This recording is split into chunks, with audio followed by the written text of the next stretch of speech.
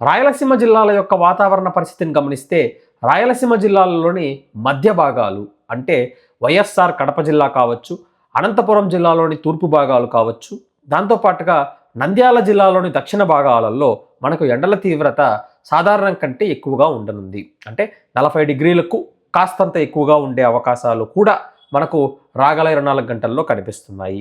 ఈరోజు మధ్యాహ్న సమయం అలానే సాయంకాలం సమయంలో ఎండ వేడి ఎక్కువగా ఉండే అవకాశాలు అయితే ఉంటున్నాయి. ఎండ సెగ కూడా ఉండే అవకాశాలు రాయలసీమ జిల్లాల్లో కనిపిస్తున్నాయి.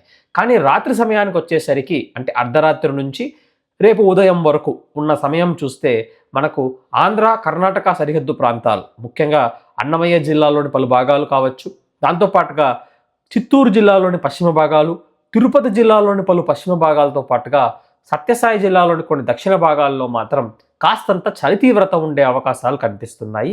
ఉష్ణోగ్రతలు 16 నుంచి 15 డిగ్రీల వరకు కనిష్టంగా ఉండే అవకాశాలు ఈ ప్రాంతంలో కనిపిస్తుంది. దాంతోపాటుగా కర్నూలు, నంద్యాల జిల్లాల్లో మాత్రం ఎండల తీవ్రత ఉంటుంది. చలి తీవ్రత అంతగా ఉండే అవకాశాలు అయితే కనిపించడం లేదండి.